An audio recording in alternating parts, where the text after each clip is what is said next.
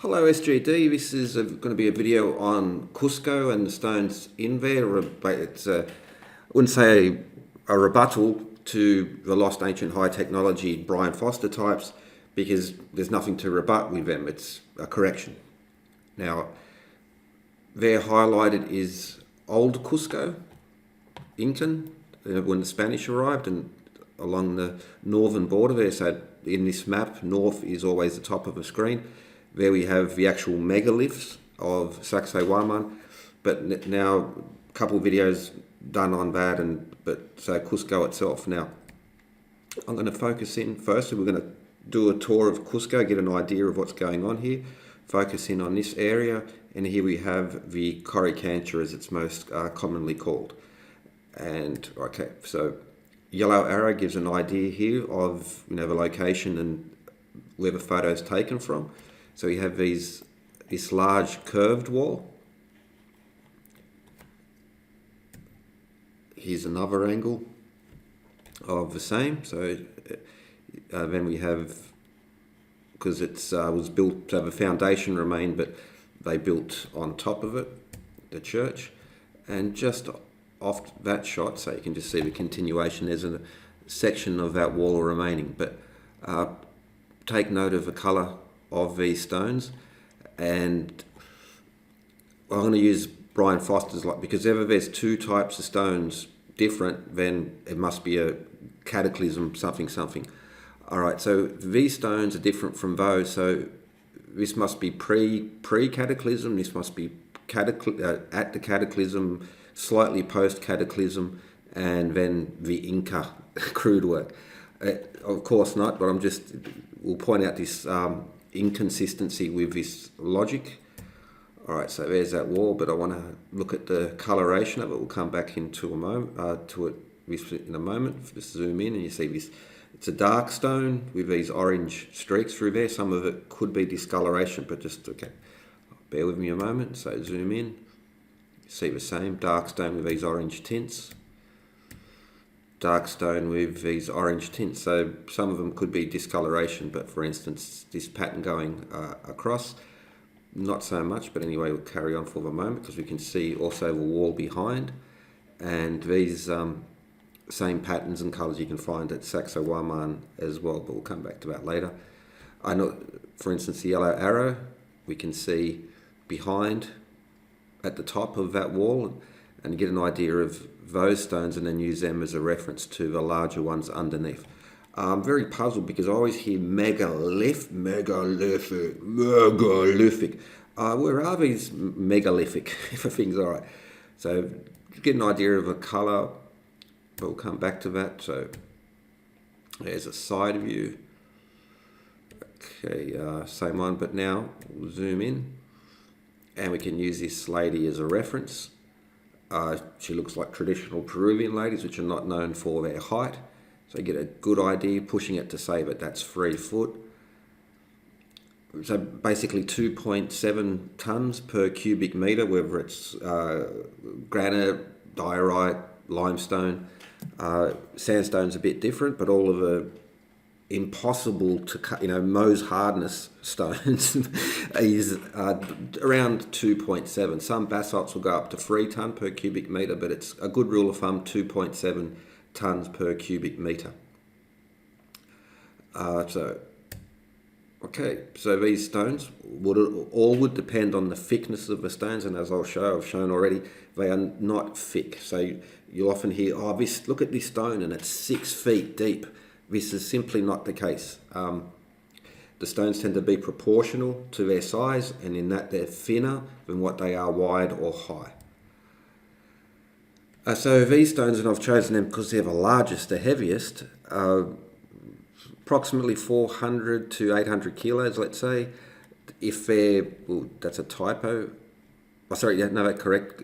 Well, it depends on the thickness. So if it's 1 foot thick, 400. If it's 2 foot thick, which would be very, very unusual, 800 kilos. And then this one probably a bit heavier, a bit lighter, but these are the outstanding stones here. Much less than the average, of course. So I'm using the largest ones. The average would be fractions of that, like 100 kilos, 220 pounds, even lighter in some cases, but certainly nothing even remotely resembling megalithic in this case. And so again, now the ones at the top where we can see close up are considerably smaller, yeah, but you can still use them as a reference for scales. Okay, so now we also have this, because we have two different stone types and sizes. Well, this clearly must be pre-Incan, right? But, because if there's ever two, there's never grades of quality. You know, like a Lada is equal to a Ferrari, or they come from different civilizations. Like again, it's silly, but that section of wall I just mentioned, just beneath, well, okay, it's an important one because we get another cool idea of what's happening. Okay, zoom in. Now, again, 2 stones wide, and also the method. So it's always leaning inwards, which makes the stones not want to fall out. They want to fall into the middle. Common practice, dry stone wall. Incas were excellent at dry stone wall building, but if you look at other dry stone walls, well, anyway, so Coricancha. So we're really looking across this region is with a yellow line. Okay, but what's the next standout is inside. So actually underneath this cover here, we have this other always feet, like it's lost civilization. Atlantis, something must have built, lost civilization. All right, you look at it, you can see there, basically normal standard sized doorways to get an idea, but we'll look at, have a person next to it to give you an idea. Beautiful stonework, not polygonal, it's rectangular. Now, while we're here, and we'll just do a quick study of stone types. So if you're looking at the stone sideways, there are different facings. So are they rough on the outside? Have they been rough hewn a little? Have they been cushioned or pillowed? Have they been made into a more convex shape or a beveled edge, or are they flat? These are beautifully refined stones in this part of the world. All have different faces. So if you see a nice, it just means it's been smoothed off, but the joinery is essentially the same. Now, different types. You always just, whenever you hear a finely fitted stone, it's just referred to as polygonal. It's ashlar masonry. So polygonal, should, as a good definition, should have many sides, maybe 7-sided, 5-sided, 4-sided, 6-sided, mixed. Then this is, Calvo, or Menotti.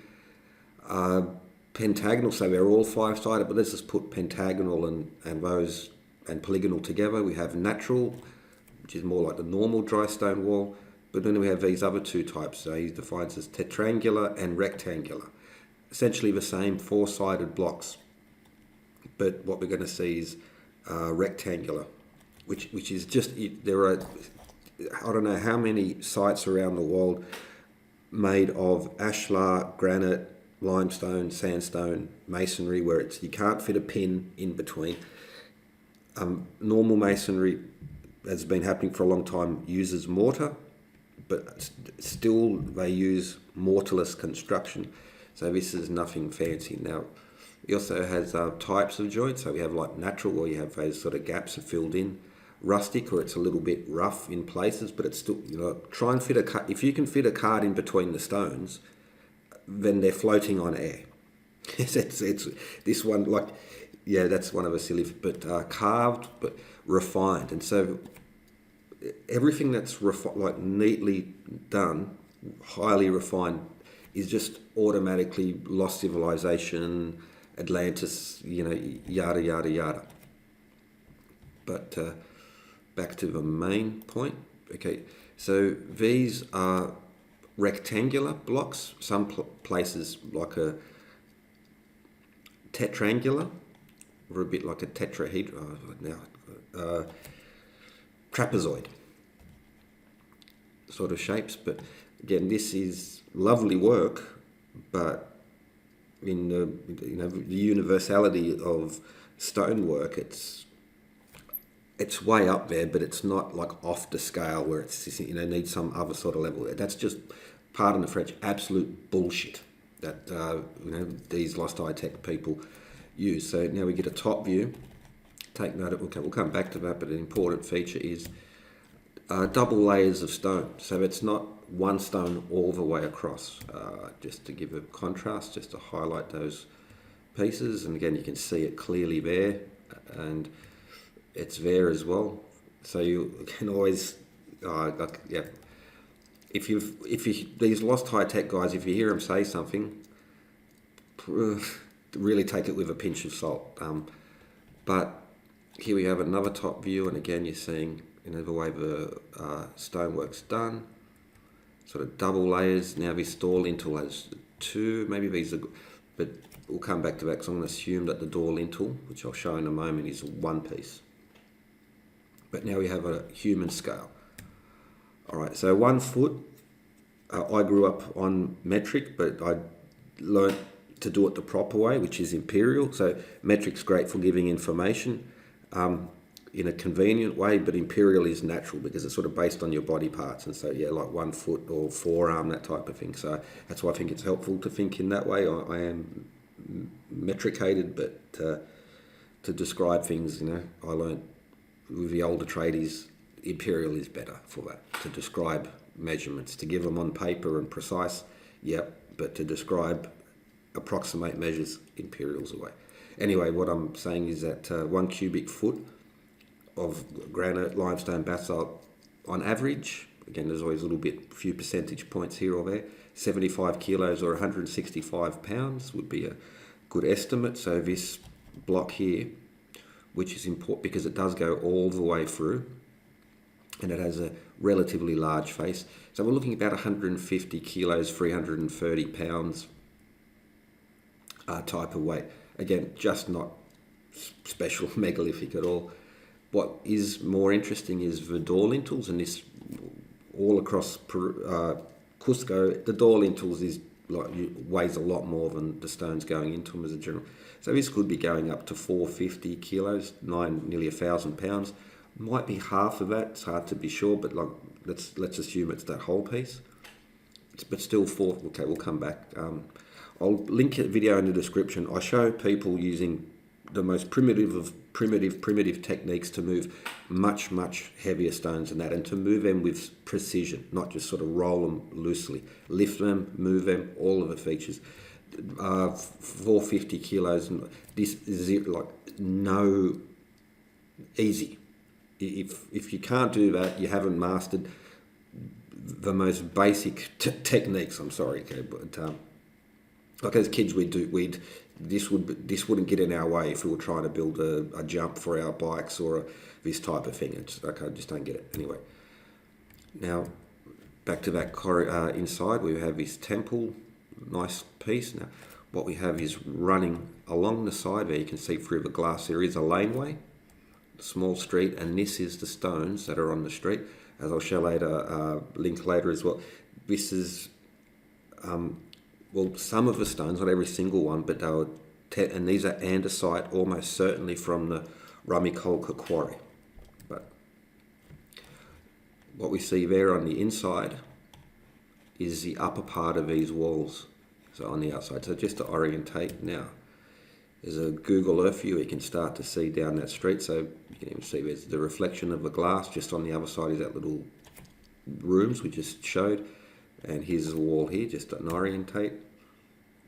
Again, so now we bring in, got a nice high-res view.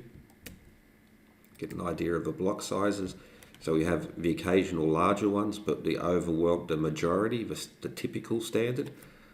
Okay, so got another picture over here, and so again we can use these as a guide for sizes. So now, this part of the wall, as I just showed on the inside, that's double-sided wall, and that other example which I showed, so just that temple, that little rooms on the inside, 2 layers of stone, so to 1.5 by 1.5 by 1, so 2.25 cubic feet. So about again, very generous, 170 kilos, 370 pounds. This larger one might be pushing for 500 kilos or 1,100, but again, this is the exception rather than the rule. So and these stones are larger than what is the typical across Cusco. We'll show you that in a moment. So we have, say, 100, 200 kilos, going maybe up to 500 on the rare example. All right, so we were just looking at this area, and now there's a nice little part here where we can see other types of stone. So that yellow line indicates where we're looking at. Close up,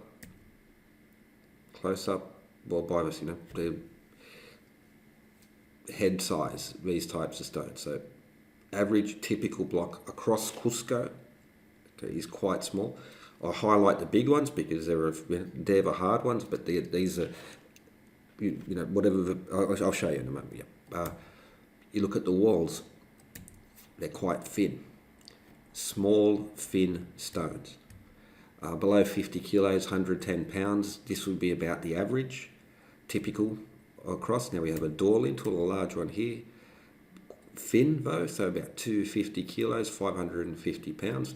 You need a lot of smaller stones piled up to get a door lintel, but let's show all the better cases.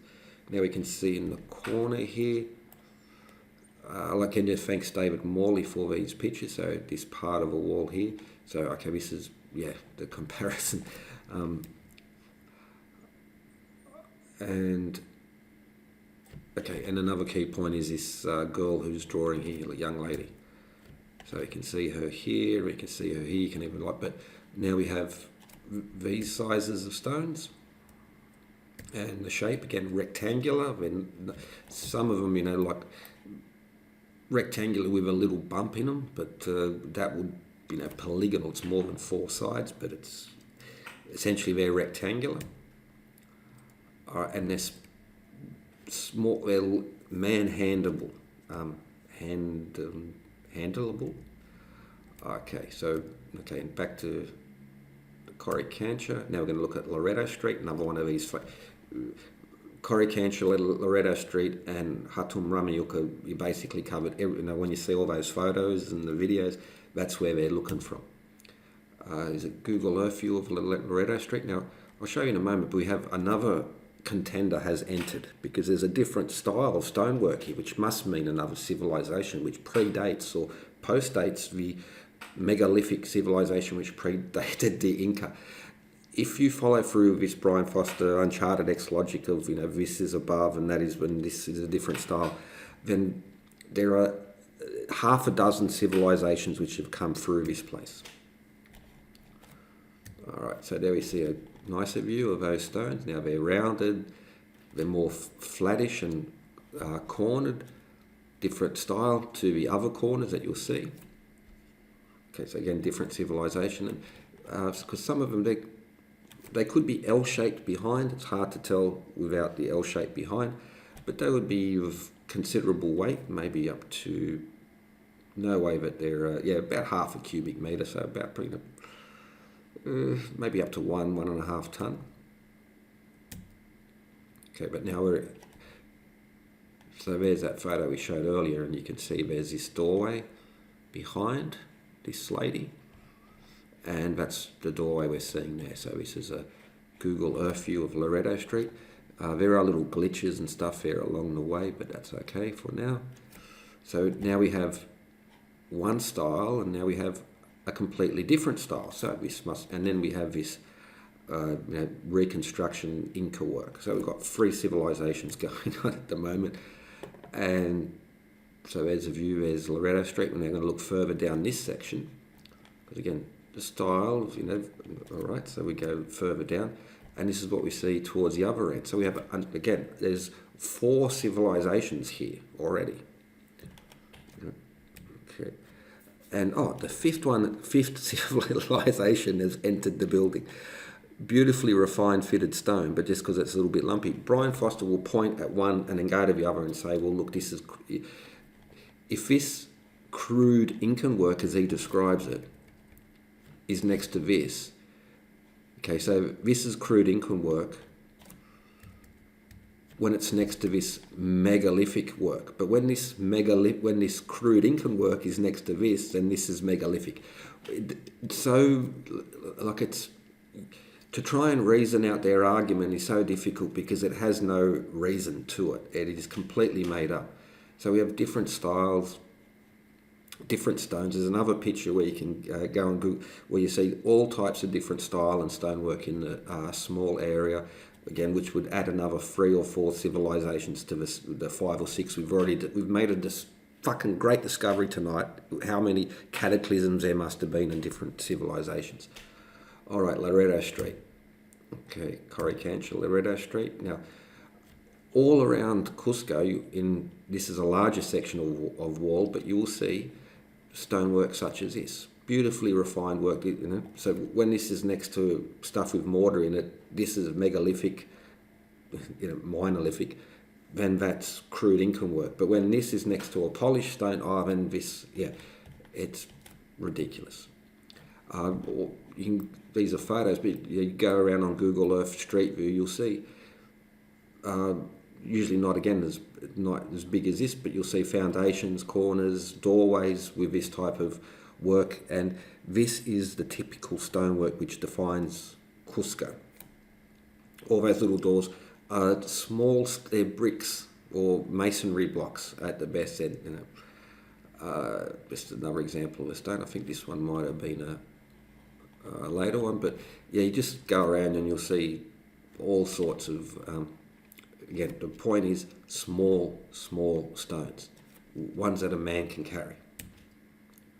All right, now the next part is the Hatum Ramiok, or the Palace of Inca Roca. This is where we get a bit chunky. So there's really 3 important walls on these lanes. And just again, Loretto Street. All right, Hatum Ramiok. From the Google Earth view, you can get, so this is looking down or looking towards the east on the southern part.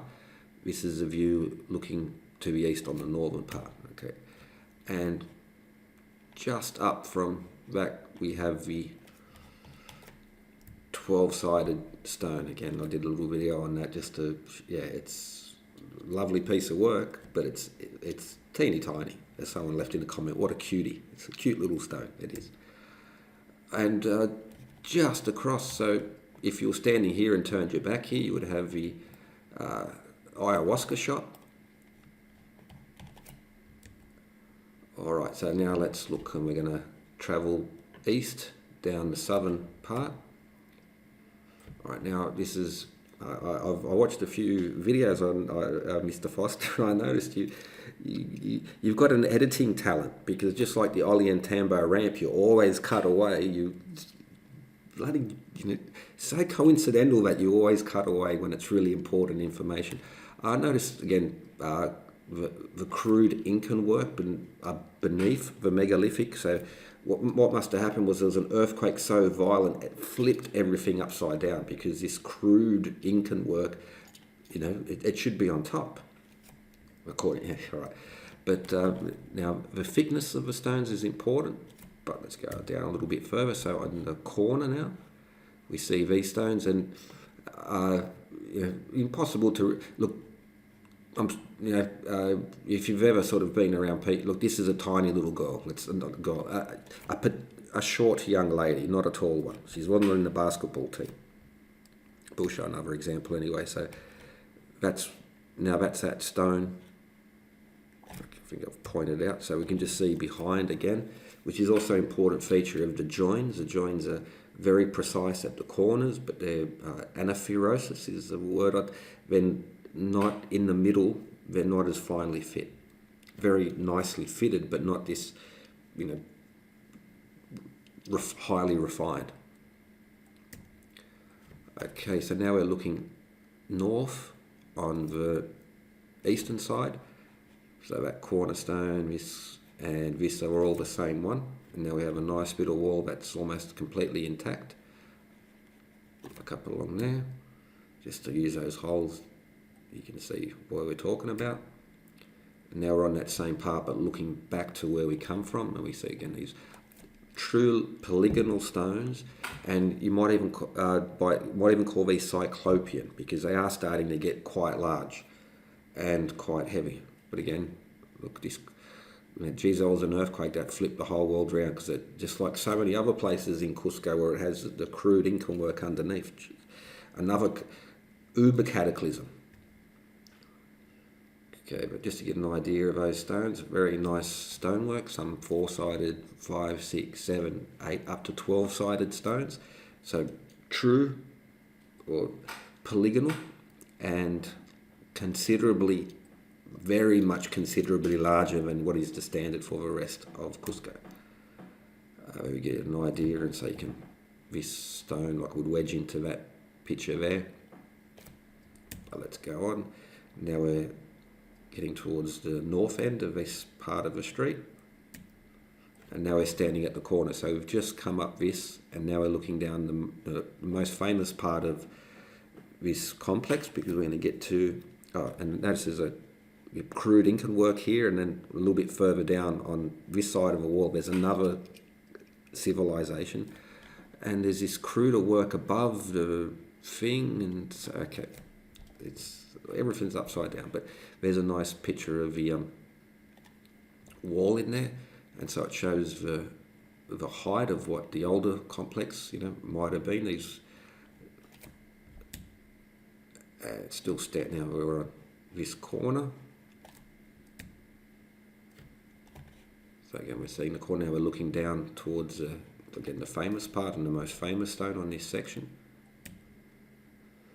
And so you can see, like, there's this double hook stone, so I just highlighted it there. And so now we're looking east on the north side, and just to show you what I'm. So we have this. Is it a church? Some important building, but we have those columns. We have a different style further from down on, but that style doesn't match. So again, it must be a different civilization. But the important part, everyone's most famous part, is basically where the blue arrow is pointing now, sort of halfway down the northern side, and that is a 12-sided stone. Very, since the old times, it's been the one grabbing the most attention. And trick of a trade, put a short person next to a stone, and it changes the perspective. Yeah, you put in a beef and corn fed American, I suppose. Sorry, Dave, but that's a compliment. He has to kneel down to get to the height of this person. So this is the same stones. Now I'll try to remember to link this amazing stone wall of Inca Roca Street in Cusco, because he shows that section with the missing pieces, and we get an idea of the thickness of a stone. This is very important. I can have a giant sheet of granite that's very thin, so it weighs next to nothing. I could have a very small block of granite that goes back a metre. It's going to weigh a hell of a lot. So it's the thickness of the stone, not all three come together. But these stones, and you can go through, there's a few little clips where you can see, and they look into the corners. These stones are not very deep. The wall might be, but the stones, the facing stones, these are covering stones for the wall. They're not making the wall. All right, so you get 1.5 foot deep, using the forearm, as the gauge. About 4 by 4 foot, and that's not cutting off the corners that I should, so this is overestimating it. 24 cubic feet, overestimation, but 1.8 tonne, 1,800 kilo, or about 4,000 pounds. But in reality, less than that. But let's use the higher numbers. Again, I'll put the link. I've shown people moving these weights with the most simple of technique and a very small crew are insignificant to move, lift, or do whatever you want to do with them. Okay, so this is, and all right, now we go back to that corner. Now that cornerstone is probably the heaviest in all of Lower Cusco, because really Sacsayhuaman would be counting there, and there are like 100-ton stones there, a handful of them, but the big stones. But in Cusco, this is probably the heaviest stone in there, because it's a cornerstone. It's not just a facing stone, so it's got like in all directions, and like estimating 4 by 4 by 3 foot, so 48 cubic feet. However, Now, if we go to places like Alante Tambo, okay, you notice there's this, again, the big block in the corner, and we have this big block in the corner. So just, again, the same construction technique. Corner block, facing stones. All right, thin facing stones, corner blocks are bigger, but the corner blocks, where you can see them, have, well, the rear corner is taken out. They've not made it a perfect cuboid shape. All right, so this stone, max 3,600 kilos, because it's also curved. So if you take away all of the curves, you end up losing 5% here, 5%, and it starts to reduce. Now, if you include the fact that it's more than likely like L-shaped at the back, or down to 2.7 tonnes. This is probably the biggest one in around there, but between that 12 sides and stone and this one, well, these are of the largest stones of these walls in Cusco. These are the rare ones, and so these numbers, even using the high number, doesn't represent what's really going on. I'm picking the largest ones, and the largest ones, and they can not a problem to move, lift, or do whatever with most basic technology. So we have true polygonal stones at the Hatun Ramiuk, or Palace of Inca Roca. But the average or the typical stone is a fraction of these weights. Again, for that one would be 1 by 2, but about 150 kilograms, so it's at 330 sort of pounds, and small increases in the size of the stone dramatically increase the weight. So it's a bit deceptive to see, because humans tend to think more in area. We're not very good in visualizing volume, and so it's the volume that counts. And so, yeah, it's a bit tricky to. That's not always what you think, and what your eyes are saying, and what is processing is not always in sync. So the rare exceptions, but the normal ones is not a ton, fractions of a ton. So. And they're pentagonal stones. So by their size and complexity, these stones stand out in Cusco. We've already dealt with Sacsayhuaman in the earlier videos. I'll come back to it, but yes, them. But for all of the megalithic Cusco, no, not even the biggest one. Not even if you got the 10 biggest, maybe the 10 biggest ones and you put them together. I don't know what a megalith, like they just everything's a friggin' megalith. If I threw a pebble at them, they'd report to the teacher that I threw a megalith at them. All right, so su diareta verde do una cantera local. Okay, what is this stone? It's green diorite porphyry, or more accurately, green diorite Sacsayhuaman porphyry from a local quarry. How local is the quarry?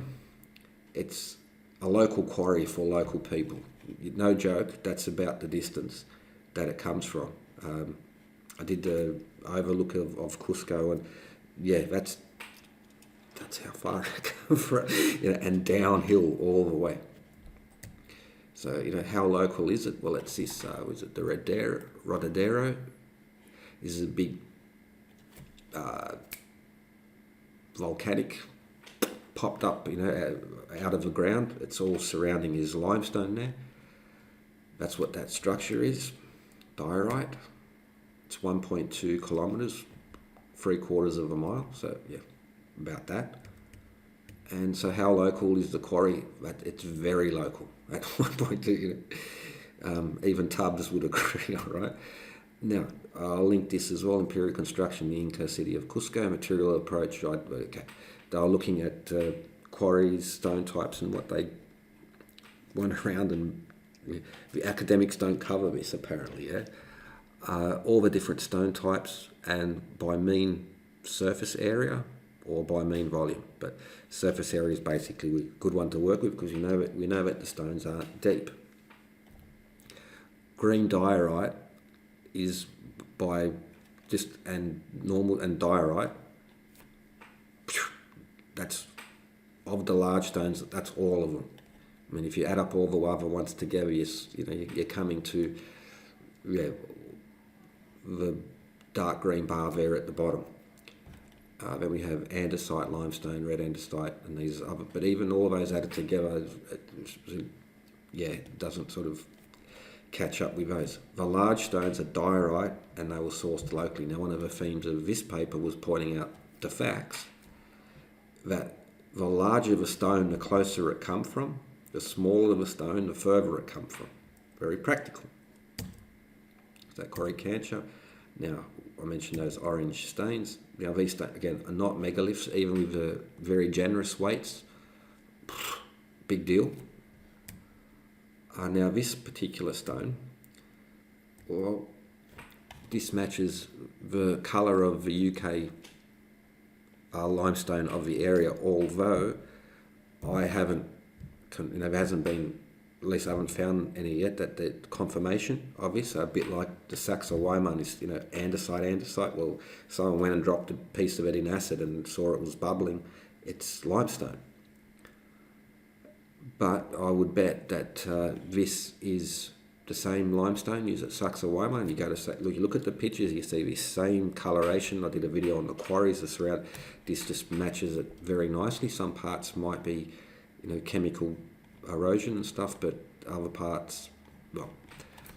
Although I haven't, if I was to put money on it, I'd be putting money that it's on limestone from the UK Pata Formation, which is everywhere all around. If you zoom in, even I think it's here, there's still an outcrop of the stone. So this stone was quarried locally, Royston Vasey locally. Those, however, are the exceptions. The large curved wall of the Coricancha and the Inca Roca Palace. They're the rare examples, and they're not megalithic. The defining features of Cusco are stones such as these. Now, again, the occasional door lintel, but these, like if you can sort of, any stone, if you can sort of cusp it in your hands, like carry it like a baby, you can carry that stone.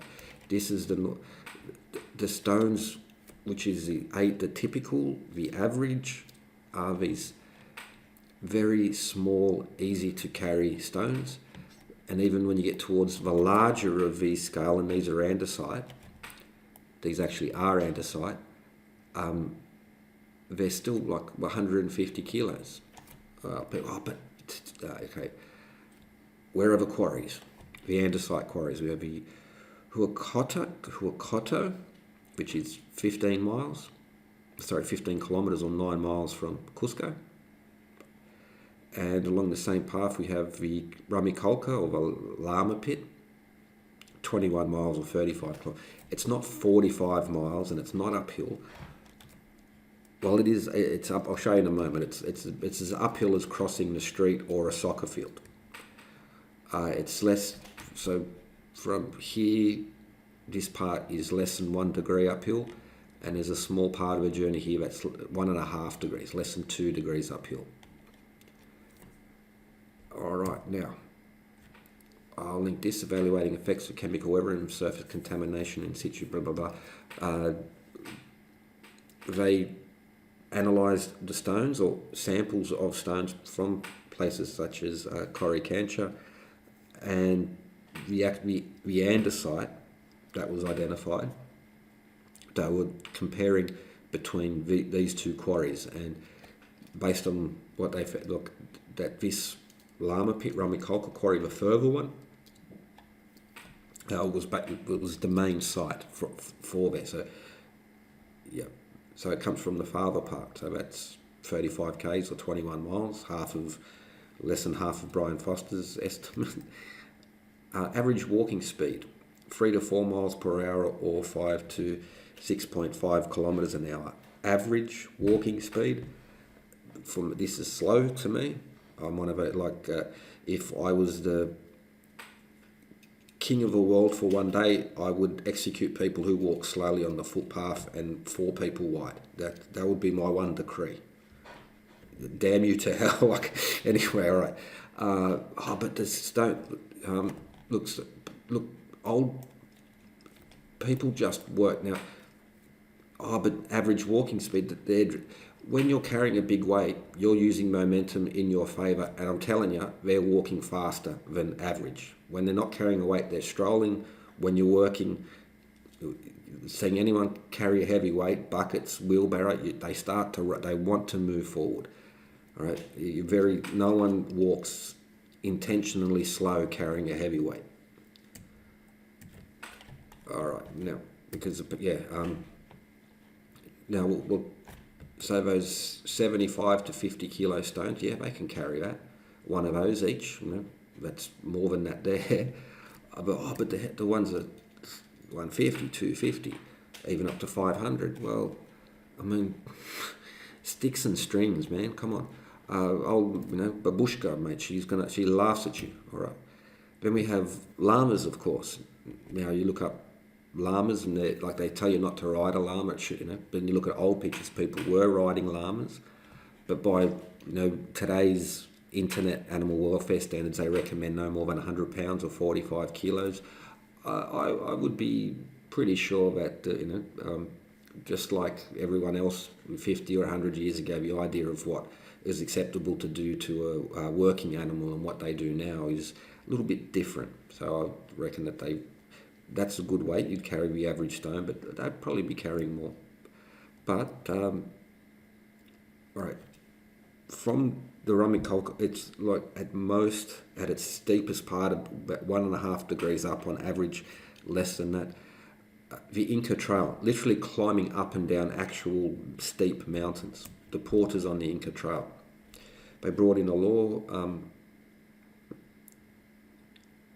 where is it? So since 2003, that they got paid properly, or at least a reasonable minimum, with a load no more than 57 pounds. Now, the guy who still works there at 55, going up to 14,000 feet at Dead Woman's Pass, they were carrying 130 to 150 pounds in the late 90s. And you go there, we're probably still doing that now, not when the cameras are around or the reporters. So when it comes to moving these weights over distance, just not a problem. Average walking speed, even from the Rumicolca quarry, it's less than a one-day journey. If you're being pushed enough, you go there and back again in a long day. But yeah, I just don't think that the work hours and standards for safety are equivalent to what they are now. And even if they weren't, well, get two people and put the block under your shoulder, and again, you could jog the whole distance. People do this for exercise now, for fun, and so just not a big deal. Brien Foerster's a snake oil merchant, because he says, but the academics are sure they're recovery. They're not talk. No, well, that's a lie, because either he hasn't studied what is available, including papers that go back almost 10 years, or he has studied them and is lying about them. And the fact is that when no point being polite, because he's a snake oil merchant. It's hidden Inca tours is about hiding stuff. It's in the name. So just not an issue at all. No megaliths to be found. Point again, Sacsayhuama, but that everything is megalith or megalithic aspects. Everything is always finding the it's 45 miles, and that's not that far away. Oh, this is andesite, but this is basalt. No, it's not. The stone is to get you and hook you in. What they want to then do is sell you on this, that this is standard cult practice. Everyone is lying to you. We know the secrets. We are the saviors of the world. Classic example in modern times would be Scientology. Now, if you switched L. Ron Hubbard and operating Phaeton and a few of these words with the lost ancient high technology buzzwords, you can't tell the difference from these two. It is a cult. they are trying to trick you with these stones and things that they know to be untrue. That's their hook. That's how they get. And once you're in and you get attached to them, then it's, oh yeah, well, maybe, winking statues in Atlantis aren't so, because everyone's lying except for the gurus here. They know the secrets. Everyone else is lying. All right, so there's some very inconvenient facts for the lost ancient high technology industry. The fact that they don't respond is, screams to, what's going on, because,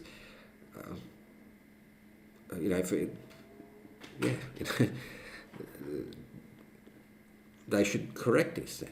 The point, where's the, that would be, but they don't, because it's like a cult, because don't talk with the outside, the evil. He's a heretic, he's a non-believer, or even worse than that, apostate. They're evil apostates. So there you go. The largest stones are in that Hatum Ramyuk, the Inca Roca palace. If they actually bothered to analyse it, you'd see the stones underneath the crude work. And yeah, that's again another one of that about some. I think that's very. I think does what's really going on. And again, another example. There's that 12-sided, 14-sided stone over here, and that's it for this one. What more can I say? Just he's a snake oil merchant, but they all are. With that, SGD, cheers and have a good one.